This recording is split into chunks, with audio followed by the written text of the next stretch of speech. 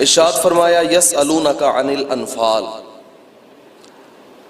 محبوب وہ لوگ آپ سے سوال کرتے ہیں مال غنیمت کے بارے میں۔ مسلمان جب مکہ المکرمہ میں تھے تو اس وقت آپ کو پتہ ہے کہ کفار مکہ کا جو رویہ ان کے ساتھ تھا، زیادہ تر کمزور لوگ تھے، اور مکے کے جو طاقتور لوگ تھے وہ کمزور لوگوں پہ ظلم کرتے۔ کبھی حضرت بلال حبشی کو گلیوں میں گھسیٹتے، اور کبھی حضرت زنیرہ کو چوک میں کھڑا کر کے نیزہ مار دیا جاتا، کبھی حضرت عمار ابن یاسر پہ ظلم کیا جاتا، کبھی حضرت یاسر کو دو رویا کتار میں کھڑا کر کے اونٹوں کو، ان کی ایک ٹانگ کو ایک اونٹ کے ساتھ باندھا اور دوسری ٹانگ کو دوسرے اونٹ کے ساتھ باندھا، اور مخالف سمت میں اونٹ دوڑا دیے، اور ان کا جو جسم ہے وہ سارے کا سارا دو ٹکڑے ہو گیا۔ یہ سارے کے سارے ظلم و ستم تھے اہل مکہ کے۔ لیکن جب اللہ تعالیٰ نے حکم ارشاد فرمایا اے محبوب ان لوگوں کے اوپر آپ نے اپنی حجت کو قائم کر دیا، اور آپ کے اوپر انہوں نے ظلم کیا، ستم کیا، لیکن یہ لوگ اچھے راہ کی طرف نہیں آئے، درود پاک پڑھیے، الصلاۃ والسلام علیکہ یا سیدی یا رسول وعلی آلک وصحبہ۔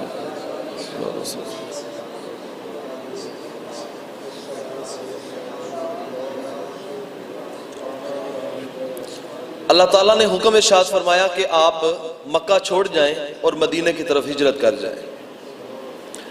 اب جب مسلمان مدینہ میں پہنچے تو آپ کو پتہ ہے کہ حضور نے مدینہ منورہ میں داخل ہوتے ہی پہلے ریاست مدینہ کی طرح ڈالی، اور ادھر سے کافروں نے سازشیں کرنا شروع کر دی، اور مدینہ میں کچھ یہودی آباد تھے۔ یہودیوں کے یہ بڑے قبیلے تھے، 3 قبیلے، قبیلہ بنو نذیر، قبیلہ بنو قینقاع اور قبیلہ بنو قریظہ۔ یہ 3 بڑے قبیلے تھے مدینہ میں یہودیوں کے۔ انہوں نے بھی کفار مکہ کے ساتھ ساز باز کی، بظاہر مسلمانوں کے ساتھ معاہدہ کر لیا، جسے کہتے ہیں کہ آج کل بھی حکمران کہہ رہے ہیں کہ ریاست مدینہ بنانی ہے۔ انہیں پتہ ہے کہ شاید وہ میثاق مدینہ جو حضور نے کیا تھا، لیکن انہیں یہ نہیں پتا کہ جس طرح سے یہودیوں نے پھر اس میثاق کا مذاق اڑایا، ادھر سے مسلمانوں کے ساتھ میثاق کر لیا اور ادھر کافروں کے ساتھ ساز باز کرنا شروع کر دی۔ اس کے نتیجے میں ہجرت کے 1.5 سال بعد جنگ بدر واقع ہوئی۔ آپ کو پتہ ہے کہ جنگ بدر میں 1000 کے لشکر کے سامنے صرف 305 لوگ تھے۔ ویسے 313 کی تعداد بتائی جاتی ہے، ان میں سے کچھ وہ لوگ تھے جو حضور نے کسی جگہ پہ معمور کیے تھے، اور ان میں سے ایک حضرت عثمان غنی بھی تھے، جن کو حضور نے مدینے میں اپنی بیٹی حضرت ام رقیہ کی عیادت کے لیے چھوڑا تھا، لیکن فرمایا تھا عثمان اگرچہ بدر میں ہمارے ساتھ شامل نہیں، لیکن اللہ اسے بدر کی جنگ لڑنے کا ثواب عطا فرمائے گا۔ تو یہ 313 کا عدد پورا ہوتا ہے ان لوگوں کو شامل کر کے۔ اب جب اللہ تعالیٰ نے مسلمانوں کو اس میدان میں فتح عطا فرمائی، حضور علیہ السلام نے اللہ تعالیٰ کی بارگاہ میں ناز اور نیاز کے ساتھ دعا کی، فرمایا اللہم ان تہلک ہذہ العصابہ لن تعبد فی الارض، اے اللہ اگر یہ 313 لوگ آج اس دنیا سے مٹ گئے نا تو پھر قیامت تک تیرا نام لینے والا کوئی نہیں ہوگا۔ اگر یہ آج مٹ گئے تو پھر کیا ہوا؟ حضور علیہ السلام نے سجدے میں سر رکھا، حضرت سیدنا ابوبکر صدیق رضی اللہ تعالیٰ عنہ فرماتے ہیں حضور ساری رات روئے، ساری رات روئے۔ حضور علیہ السلام کی چادر انور حضور علیہ السلام کے کندھے مبارک سے نیچے گرتی، میں اٹھا کے پھر کندھے پہ رکھتا، پھر نیچے گر جاتی، پھر ایک دم سے حضور نے سجدے سے سر اٹھایا اور فرمایا ابشر یا ابا بکر، اے ابو بکر بشارت ہو، وہ دیکھو جبریل گھوڑے کی لگام پکڑ کے فرشتوں کی بارات لے کے آ رہے ہیں، اللہ نے مسلمانوں کو اپنی مدد عطا فرما دی ہے۔ پھر جب مدد حاصل ہو گئی، مدد مل گئی نا، تو بعض صحابہ کافروں کے پیچھے بھاگے، اور آپ جنگ بدر کا پس منظر اٹھائیں تو آپ کو پتہ چلے گا کہ کافروں کے بڑے سرغنے اس جنگ کے اندر مارے گئے۔ اس امت کا فرعون و ہذہ الامہ ابو جہل، عمر بن حشام جس کا نام تھا، وہ بھی جنگ بدر میں قتل ہو گیا۔ اس کے بعد امیہ بن خلف، یہ جو حضرت بلال حبشی پہ ظلم کرتا تھا یہ بھی مارا گیا، مکے کا متکبر اور مغرور سردار عتبہ بھی مارا گیا، اس کا بھائی شیبہ بھی مارا گیا، اس کا بیٹا ولید بھی مارا گیا۔ اتنے لوگ تھے جو سب کے سب مارے گئے، اور صحابہ نے ان کافروں کے پیچھے بھاگنا شروع کیا، یہ آگے آگے بھاگے، اللہ تعالیٰ نے مدد عطا فرمائی نا، تو یہ آگے آگے بھاگے، تو جو ان کے پاس مال تھا، جو ان کے پاس زریں تھیں، وہ سب کچھ چھوڑ چھاڑ کے انہوں نے کہا کہ اپنی جان بچاؤ، اور بھاگے، وہ نکلے میدان سے۔ اور یہ کسی بھی لشکر کی شکست مانی جاتی ہے جب وہ میدان چھوڑ کے بھاگ جاتا ہے۔ اب کچھ مسلمان رسول اللہ صلی اللہ تعالیٰ علیہ وسلم کی حفاظت کے اوپر مامور تھے، اور کچھ مسلمان ان کے تعاقب میں گئے تھے، اور کچھ مسلمان جو ان کا بچا کھچا مال تھا وہ جمع کر رہے تھے۔ اب جب ان کو بھگا کے مسلمان واپس آئے، جمع ہوئے، تو عرب کا ایک دستور تھا پرانا، ان کے ہاں جب جنگ ہوا کرتی تھی تو اس کے جنگ کے بعد جو مال غنیمت ہوتا وہ طاقت کے زور پہ جس کا جتنا دل کرے لے لے، جس کے پاس جتنی طاقت ہے وہ کہتے ہیں کہ جس کی لاٹھی اس کی بھینس، جس کے پاس جتنی طاقت ہے وہ اتنا لے لیتا ہے اور کمزور رہ جاتا ہے۔ ان کے ذہن میں یہ تھا کہ ہم پہلے بھی اسی طرح جنگیں کرتے رہے ہیں اور اسی طرح سے احکام آگے بھی ہوں گے، تو انہوں نے کچھ کلام شروع کیا کہ یہ مال ہمارا ہے۔ جنہوں نے کافروں کو بھگایا تھا انہوں نے کہا ہمارا ہے، جنہوں نے حضور کی حفاظت کی انہوں نے کہا نہیں حضور کی حفاظت تو ہم نے کیا، یہ ہمارا ہے۔ پھر جنہوں نے جمع کیا تھا انہوں نے کہا نہیں جمع تو ہم نے کیا ہے، یہ ہمارا ہے۔ اب پھر وہ حضور کی بارگاہ میں حاضر ہو گئے، یسألونک عن الانفال، پھر انہوں نے حضور کی بارگاہ سے مال غنیمت کے بارے میں سوال کیا کہ حضور مال غنیمت کا کیا معاملہ ہے، ہم اس میں کیسے تقسیم کریں؟ تو اللہ تعالیٰ نے کیا ارشاد فرمایا، سنیے، پس منظر میں نے آپ کو اس کا بتا دیا۔ فرمایا قل الانفال للہ والرسول، سن لو محبوب انہیں فرما دیجئے کہ یہ جتنا مال غنیمت ہے یہ اللہ کے لیے ہے اور اللہ کے رسول کے لیے ہے، کسی اور کے لیے نہیں ہے۔ فاتقوا اللہ، فرمایا اللہ سے ڈر جاؤ، اللہ سے ڈر جاؤ۔ ویسے میں نے آپ کے سامنے تقوی کا، اتقو کا معنی کئی بار بیان کیا ہے۔ اتقو کا معنی ڈرنا بھی ہے اور بچنا بھی ہے۔ اگر اس کی نسبت اللہ کی طرف ہو تو معنی ہے ڈر جاؤ، اللہ سے ڈر جاؤ، اور اگر اتقوا النار ہو، آگ کی طرف نسبت ہو، مخلوق کی طرف نسبت ہو، تو پھر اس کا معنی ہے آگ سے بچ جاؤ۔ کیوں؟ اللہ تعالیٰ سے اگر کوئی بچنا چاہے تو بچ سکتا ہے، اور یہ مومن کی شان نہیں ہے کہ مومن اللہ کے علاوہ کسی سے ڈرے، چاہے وہ آگ ہے، چاہے وہ دنیا کا متکبر اور مغرور انسان ہے۔ مومن جب ڈرتا ہے تو اپنے رب سے ڈرتا ہے، اس کے علاوہ کسی سے نہیں ڈرتا۔ فرمایا فاتقوا اللہ، اللہ سے ڈرو، وَأَصْلِحُوا ذَاتَ بَيْنِكُمْ، اور اپنے آپس کے معاملات میں ستھرائی پیدا کرو، صلح جوئی پیدا کرو، آپس میں جھگڑو نہیں، آپس میں جھگڑو نہیں۔ جھگڑنے سے منع فرمایا۔ جگہ جگہ یاد رکھیے، جس معاشرے میں جھگڑا عام ہو جائے نا وہ معاشرہ کبھی بھی دیر تک قائم نہیں رہ سکتا۔ میں اگر عام سادہ لفظ بول دوں تو جسے کہتے ہیں خانہ جنگی، خانہ جنگی ایک لفظ بولا جاتا ہے، اس کا مطلب یہی ہوتا ہے کہ لوگ آپس میں جھگڑ پڑیں، آپس میں لڑ پڑیں۔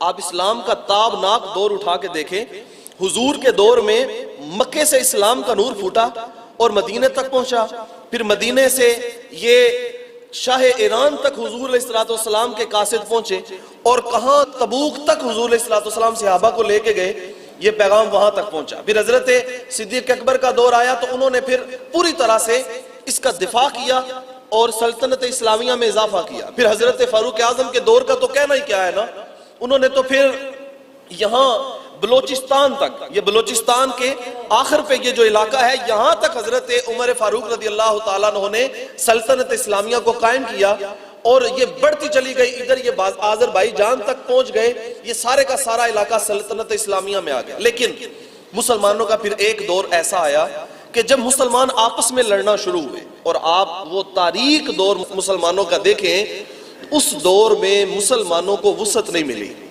جس دور میں مسلمان آپس میں خانہ جنگی میں مصروف ہو جائیں، اس دور میں اسلام کو اور مسلمانوں کو وسعت نہیں ملتی ہے۔ اس لیے فرمایا نا وَأَصْلِحُوا ذَاتَ بَيْنِكُمْ، اپنے معاملات کو اچھائی کے ساتھ حل کرو، جھگڑا نہ کرو۔ تم ستھرائی کے ساتھ، صلح صفائی کے ساتھ، صلح جوئی کے ساتھ اپنے معاملات کو حل کرو۔ وَأَطِیعُوا اللَّهَ وَرَسُولَهُ، اور پھر فرمایا اللہ کی اطاعت کرو اور اللہ کے رسول کی اطاعت کرو۔ جو اللہ کہتا ہے وہ مانو، جو اس کا رسول کہتا ہے وہ۔ دیکھیے یہاں کچھ لوگوں نے اپنا عقیدہ بنایا اور شرک کا رٹا لگایا، پوری امت کو مشرک کہا کہ فلاں بھی مشرک ہے، فلاں بھی مشرک ہے، فلاں بھی مشرک ہے۔ اللہ تعالیٰ فرماتا ہے وَأَطِیعُوا اللَّهَ وَرَسُولَهُ، اور یہ صرف ایک مقام نہیں ہے، اللہ تعالیٰ نے اپنے نام کے ساتھ متصل اپنے رسول کا تذکرہ کیا ہے، اپنے نام کے ساتھ، اور فرمایا اللہ کی اطاعت، نبی کی اطاعت ہے۔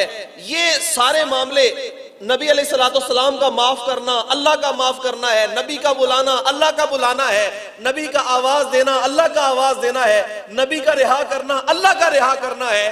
گویا وہ خالق ہے، یہ مخلوق ہے، یہ فرق تو ہے، لیکن اللہ تعالیٰ اور اس کے رسول کی بات میں کوئی فرق نہیں ہے۔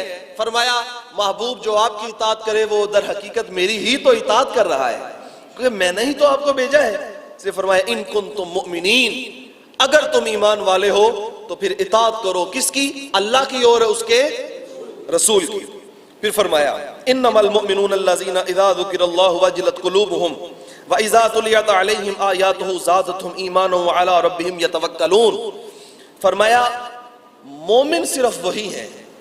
دیکھیے اب میں بھی ایمان کا دعوے دار ہوں، آپ بھی ایمان کے دعوے دار ہیں، ہم سارے ایمان والے ہیں الحمدللہ۔ اللہ ہمیں ساری زندگی اسی پہ قائم رکھے اور اسی پہ موت عطا فرمائے۔ سب دعوے دار ہیں، لیکن سنیں اللہ تعالیٰ کیا ارشاد فرما رہے ہیں۔ فرمایا صرف ایمان والے ایماندار وہی ہیں الذین اذا ذکر اللہ وجلت قلوبہم، جب ان کے آگے اللہ کا ذکر کیا جائے تو ان کے دل خوف کے ساتھ کانپ اٹھے ان کے دل، جب اللہ کا ذکر آ جائے ان کے سامنے۔ جب لفظ اللہ بولا جاتا ہے تو بتائیے اس کی صفت رحیمیت ذہن میں آتی ہے کہ نہیں آتی؟ اس کی صفت رحمانیت ذہن میں آتی ہے کہ نہیں آتی؟ لیکن جو مومن ہوتے ہیں نا، انہیں یہ بھی ہوتا ہے کہ وہ رحمان تو ہے، لیکن وہ خود فرماتا ہے میں رحمان بھی ہوں، میں قہار بھی ہوں، میرے رحم کی بھی کوئی مثال نہیں ہے، لیکن جب میں ناراض ہو جاتا ہوں تو پھر میری ناراضگی کی بھی کوئی مثال نہیں ہے۔ اس لیے میرے رحم کی امید کرو، اور یاد رکھیے خوف اور امید یہ دو چیزیں ہیں۔ خوف اور امید کی جو درمیانی کیفیت ہے نا، بالکل درمیانہ رستہ، اس کا نام ایمان ہے۔ اگر خوف بڑھ گیا تو نا امیدی کم ہو جائے گی۔ اللہ نے فرمایا لا تقنطوا من رحمت اللہ، اللہ کی رحمت سے نا امید نہیں ہونا۔ اس لیے اگر خوف بڑھ جائے تو امید کم ہو جائے، یہ بھی ایمان کا کمال نہیں ہے۔ اور اگر امید بڑھ جائے، جیسے آج لوگ کہتے ہیں نہیں جی نہیں، ہمیں جہنم کا تذکرہ نہ سنایا کرو، ہمیں جنت کی باتیں سنایا کرو، اس لیے کہ حضور ہمارے شافع ہیں۔ بھئی حضور قیامت کے دن انہی کی شفاعت کریں گے جن کو حضور اپنا کہیں گے۔ میری بات سمجھ رہے ہیں نا؟ جن کو قیامت کے دن حضور کہیں گے کہ یہ میرا ہے، اسی کی تو شفاعت کریں گے۔ تو ہمارا کیا کام ہے؟ ہم وہ کام کریں کہ حضور ہمیں کہیں کہ یہ میرا ہے، قیامت کے دن یہ فرما دیں کہ یہ میرا ہے۔ یہ اطاعت ہے، یہ اتباع ہے۔ اس لیے خوف اور امید یہ دونوں کی جو درمیانی کیفیت ہے نا، اس کا نام کمال ایمان ہے۔ اور اس لیے فرمایا جب ان کے اوپر اللہ تعالیٰ کا ذکر کیا جاتا ہے تو کانپ اٹھتے ہیں ان کے دل، ان کی آنکھیں نم ہو جاتی ہیں، ان کی آنکھوں میں آنسو آ جاتے ہیں، وہ اللہ کے خوف سے ڈر جاتے ہیں۔ پھر فرمایا کہ وَإِذَا تُلِيَتْ عَلَيْهِمْ آيَاتُهُ زَادَتْهُمْ إِيمَانًا، فرمایا جب ایمان والوں کے اوپر اللہ تعالیٰ کی آیتیں تلاوت کی جاتی ہیں تو ان کا ایمان اور بڑھ جاتا ہے، ان کا ایمان اور کمال حاصل کرتا ہے۔ یہی اعجاز ہے قرآن مجید کا۔ آپ ان پڑھ سے ان پڑھ چٹے جاہل کو بھی آپ بٹھا لیں اور اس کے سامنے آپ قرآن مجید کی تلاوت کرنا شروع کر دیں تو سرور ختم نہیں ہوتا۔ یہ نہیں جانتا کہ کیا پڑھا جا رہا ہے، کیا لکھا ہوا ہے، کس طرح پڑھا جا رہا ہے، یہ نہیں پتا، لیکن یہ اللہ کا کلام ہے، اس میں جو سرور ہے وہ ایمان والوں کو نصیب ہوتا ہے۔ اور اس لیے فرمایا کہ جب ان کے اوپر اللہ کی آیتیں تلاوت کی جاتی ہیں ان کا ایمان بڑھ جاتا ہے، ایمان میں زیادتی آ جاتی ہے۔ کیا خیال ہے آپ کا؟ میں اور آپ سب ایمان کے دعوے دار ہیں الحمدللہ، لیکن ہمارا رویہ یہی ہے جو رب تعالیٰ فرما رہا ہے؟ ہمارا رویہ یہی ہے کہ جب ہمارے اوپر آیتیں، میں سادی بات کرنے کا عادی ہوں، زیادہ سغرے کبرے ملا کے نتیجے نکالنے کا عادی نہیں ہوں، چونکہ عوام کے ساتھ گفتگو کر رہا ہوں تو سادی بات. لوگ کئی دفعہ قاری صاحب سے الجھ پڑتے ہیں، قاری صاحب ہے فجر چ لمبی قرات کیوں کیتی ہے تسی؟ تو نہیں پتا اسی بڈھے ہیں تھک جانے ہیں. کہتے ہیں کہ نہیں کہتے؟ چلے آپ نہ کہتے ہوں گے لیکن آپ اوورال پورے معاشرے کو دیکھیں، آپ ذرا مسجدوں میں ہو کیا رہا ہے. کبھی کہتے ہیں جی آپ نے مغرب میں چھوٹی تلاوت کر دی ہے، کبھی کہتے ہیں جی بڑی کر دی ہے. یہ عجیب سے تماشے لگتے ہیں کہ نہیں لگتے؟ بھئی ایمان والوں کی تو یہ شان ہے کہ جب ان کے اوپر قرآن پڑھا جاتا ہے ان کے تو سرور کی حد نہیں رہتی اور ان کے ایمان میں اضافہ ہو جاتا ہے، اضافہ ہو جاتا ہے. تراویحوں کے اندر، رمضان کے اندر کتنی مسجدیں ہیں جن میں کہا جاتا ہے، ویسے آپ کی اگر میں رائے لے لوں، آپ جانتے ہیں ظاہر ہے پورے معاشرے میں آپ پڑھے لکھے دانشور لوگ بیٹھے ہیں، پورے معاشرے کے اندر جس مسجد میں بھی آپ دیکھ لیں نا تو 10 سے 12 لوگوں کی خواہش ہوتی ہے کہ قرآن مجید سنایا جائے تراویح میں، اور زیادہ لوگوں کی یہی ہوتی ہے نہیں یار سورتیں ہی پڑھیے تو چلیے.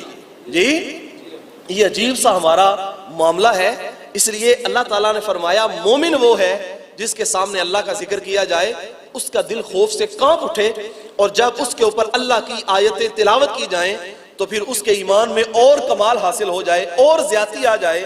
پھر فرمایا وَعَلَىٰ رَبِّهِمْ يَتَوَكَّلُونَ، اور یہی ایمان والے ہی یہ ہیں کہ جو اپنے رب کے اوپر توکل کرتے ہیں.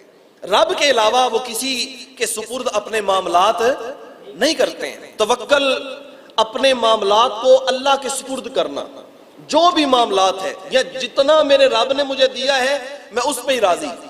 تھوڑا دیا ہے تو تھوڑے پہ راضی، زیادہ دیا ہے تو زیادہ پہ راضی. اگر تھوڑا ہے تو میں قناعت کروں گا، میں صبر کروں گا، یہ مجھے حکم ہے. اور اگر مجھے زیادہ کیا ہے تو مجھے پھر حکم دیا ہے وَتَوَاصَوْا بِالصَّبْرِ وَتَوَاصَوْا بِالْمَرْحَمَةِ.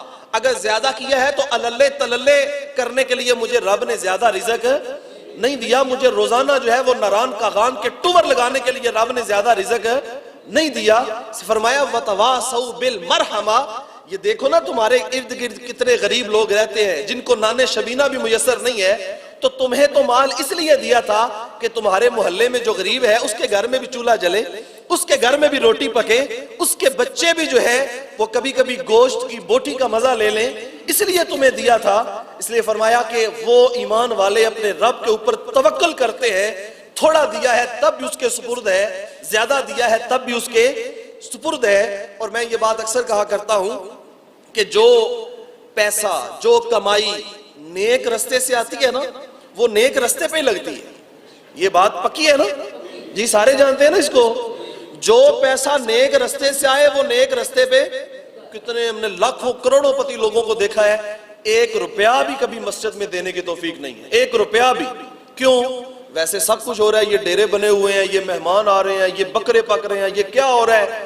جن کا پیسہ حرام رستے سے آتا ہے ان کا لگتا بھی حرام جگہوں پہ ہے، اور جن کا پیسہ حلال رستے سے آتا ہے اللہ انہی کا پیسہ اپنے گھر کے لیے قبول فرماتا ہے. اس لیے فرمایا کہ اس کے اوپر توکل کرنے والے بنو. اگر تھوڑا ہے تب بھی توکل کرو، زیادہ ہے کبھی بھی شکوہ نہ کرو، کبھی بھی شکایت.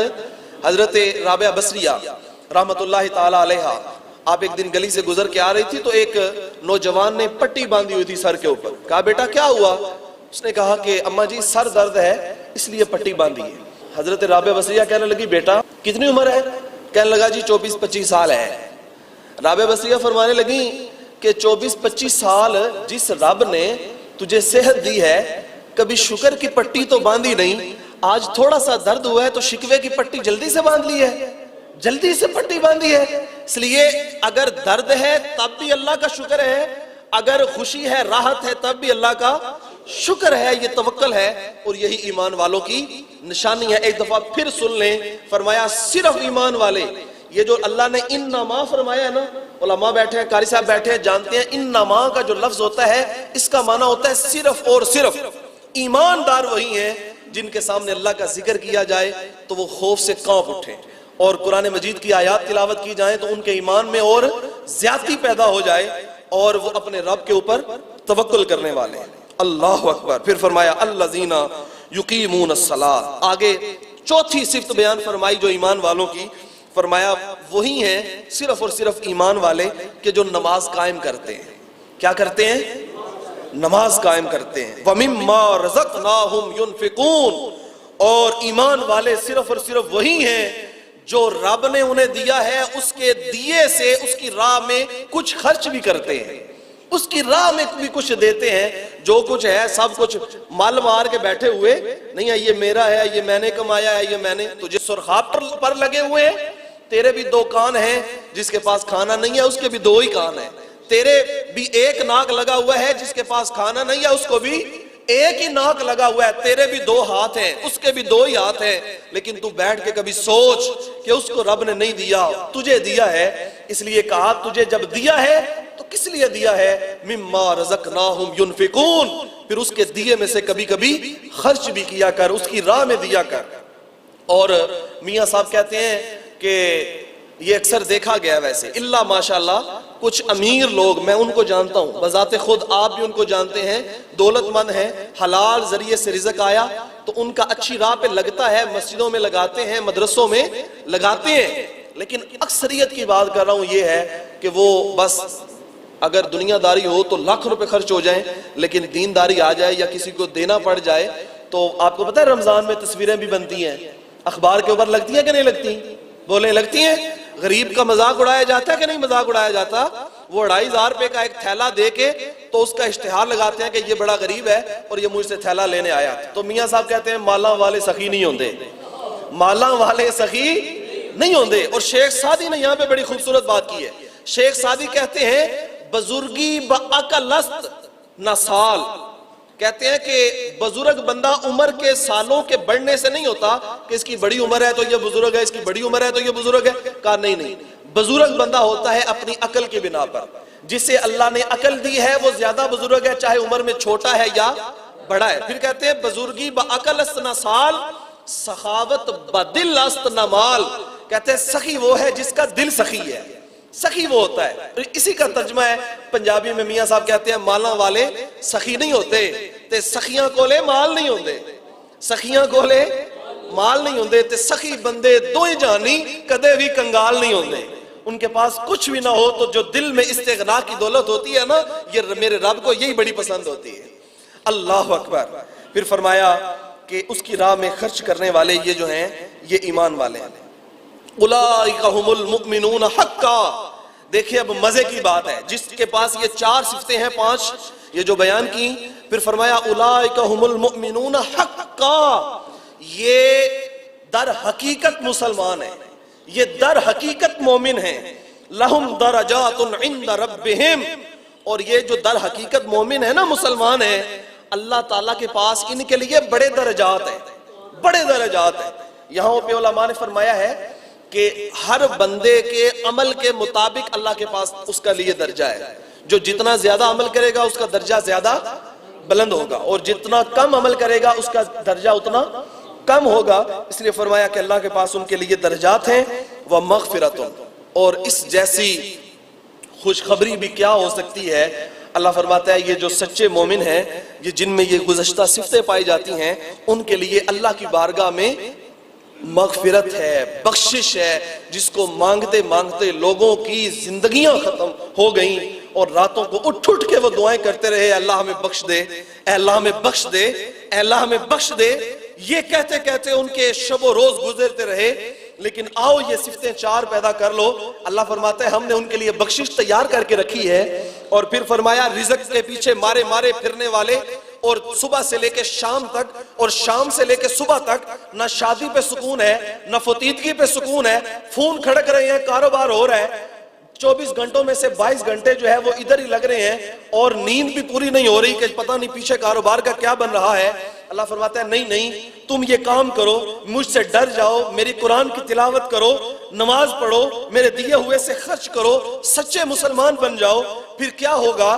پھر تمہیں رزق کے پیچھے دوڑنا نہیں پڑے گا, بلکہ اللہ تعالیٰ تمہیں بڑی عزت اور بڑی شان والا رزق تمہارے دروازے پہ عطا فرمائے گا.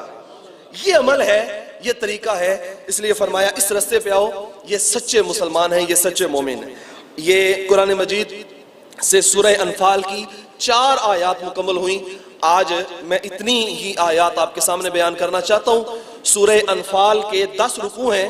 میں کوشش کروں گا کہ ہر جمعے پہ ایک رکوع کا جو ترجمہ اور اس کے کچھ تشریحی باتیں میں آپ کے سامنے کرتا رہوں. اللہ تعالی ہمیں قرآن مجید سے پیار عطا فرمائے, دن رات ہمیں قرآن مجید سے محبت عطا فرمائے, اور قرآن مجید کا یہ سلسلہ, یہ نوکری اللہ تعالی ہماری طرف سے قبول فرمائے.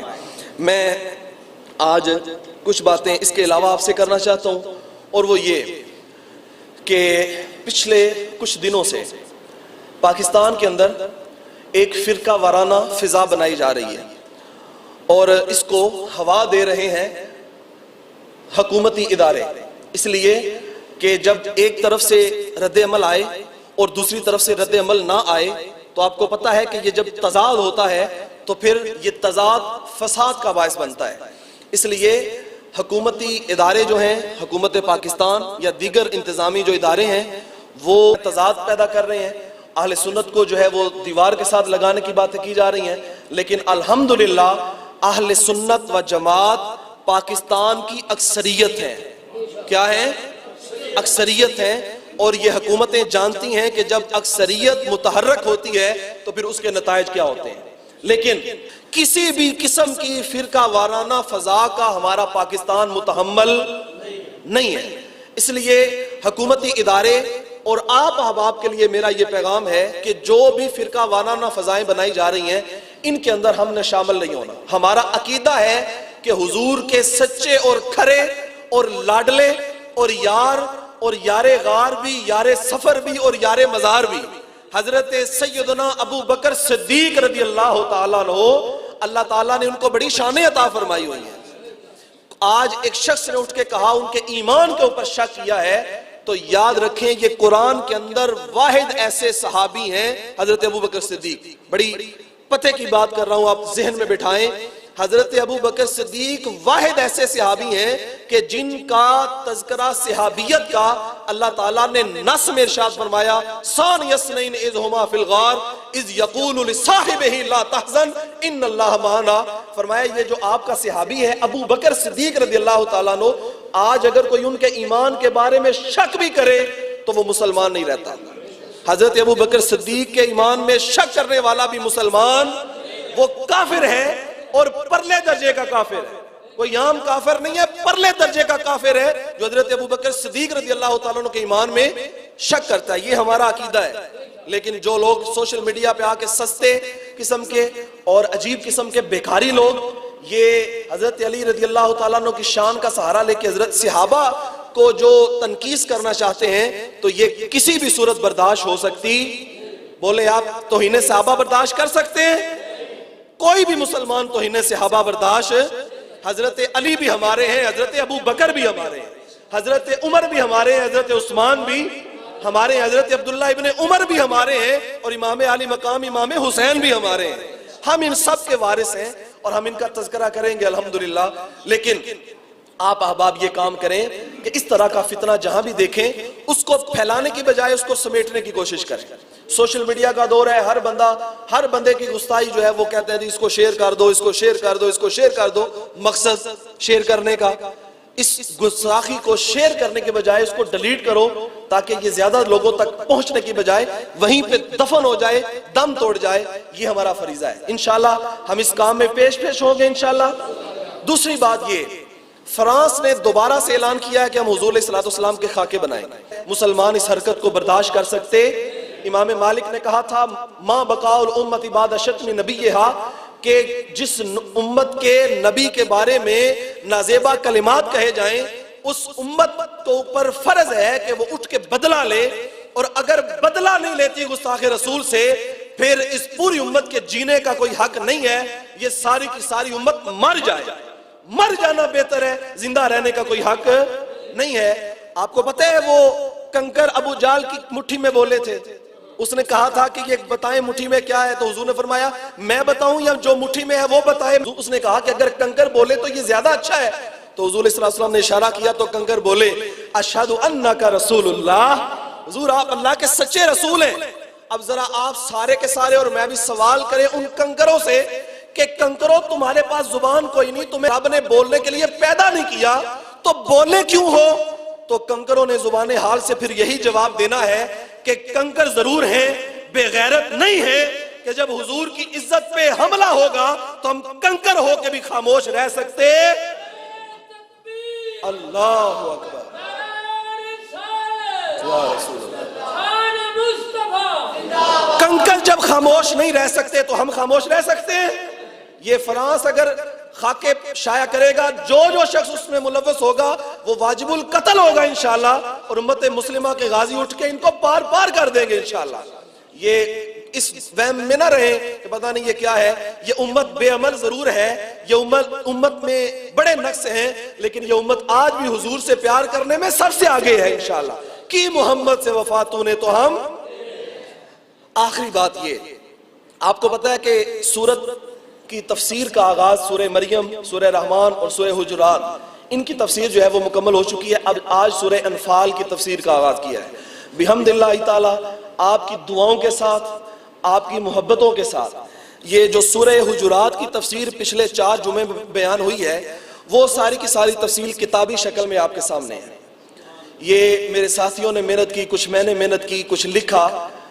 نہ بولنا آتا ہے، نہ تقریر کرنی آتی ہے، کچھ بھی کرنا نہیں آتا، لیکن یہ ہے کہ ہم نے کہا کہ شکوہ ظلمت شب سے کہیں بہتر ہے کہ اپنے حصے کی ایک شمع جلائی جائے، اپنے حصے کا کام کیا جائے. بڑی بڑی تفسیروں سے جا کے مطالعہ کرنا اور 10 20 جلدوں سے جا کے اختلافات کو جو نکال کے وہ پڑھنا، میں نے اس کو آسان الفاظ میں اور بالکل سادے لہجے میں، اور بڑی بات یہ کہ جو ائمہ کے اختلاف ہیں، فقہا کے اختلاف ہیں، وہ میں نے ذکر نہیں کیے، بلکہ جو مذہب حنیفہ کے دلائل ہیں وہ میں نے ایک 2 حدیثیں جو ہے وہ پیش کر دی ہیں تاکہ مسئلہ سمجھ میں آ جائے، مسئلہ خلط ملط نہ ہو جائے. اس لیے یہ کتاب آپ تمام احباب کو آج لے کے جانی ہے، اور یہ قرآن مجید کا نور گھر گھر تک پہنچنا چاہیے. پہنچے گا انشاءاللہ. آپ احباب میں سے جو استطاعت رکھتے ہوں وہ اس کتاب کو خرید کے زیادہ سے زیادہ 10 پیس خریدیں، 20 خریدیں، اور اس کو اپنے دوستوں میں جو ہے وہ تحفتاً تقسیم کریں. ویسے بھی تو تحفے دیتے ہیں نا، قرآن مجید کی سورۃ الحجرات کی تفسیر کا تحفہ دیں گے تو یہ اللہ کو بڑا پسند آئے گا انشاءاللہ. اور ایک اور بات یہ کہ اس کی تفسیر کے جو منافع میں سے آپ اگر کوئی یہ سوچے کہ پتہ نہیں اب منافع والا سلسلہ شروع ہو چکا ہے، تو اس کی تفسیر کے منافع میں سے پہلے تو اس کے پورے سے پیسے ہوں گے جتنے لگے ہیں بس وہ واپس آ جائیں گے، تاکہ جو آگے سورۃ الانفال کی تفسیر ہے وہ بھی چھپ سکے، وہ بھی کتابی شکل میں آ جائے. لیکن اس کا جو نفع ہے اس میں سے 1 روپیہ بھی میری ذات کے اوپر حرام ہے. میں 1 روپیہ بھی نہیں لوں گا. جو بھی آپ اس کے ہدیے کے طور پہ پیسے دیں گے وہ انشاءاللہ آپ کے محفوظ کر کے اگلی آئندہ آنے والی کتابیں ہم شامل کر لیں گے. یہ آپ کے لیے صدقہ جاریہ ہے قیامت تک، اور یہ مسجد صدیقیہ کا انشاءاللہ پیغام ہے، یہ پوری دنیا میں پہنچے گا انشاءاللہ. یوٹیوب کے اوپر میرے نام سے اگر آپ سرچ کریں گے تو یہ سورۃ الحجرات کی پوری تفسیر 4 حصوں میں وہاں آپ کو ویڈیو کی صورت میں بھی مل جائے گی جو یہیں پہ بیان ہوئی ہے. الحمدللہ آپ تمام احباب اس دین کی راہ میں، نیکی کی راہ میں بڑھ چڑھ کے حصہ لیں. اللہ مجھے اور آپ کو عمل کی توفیق عطا فرمائے. کی محمد سے وفاتوں نے تو ہم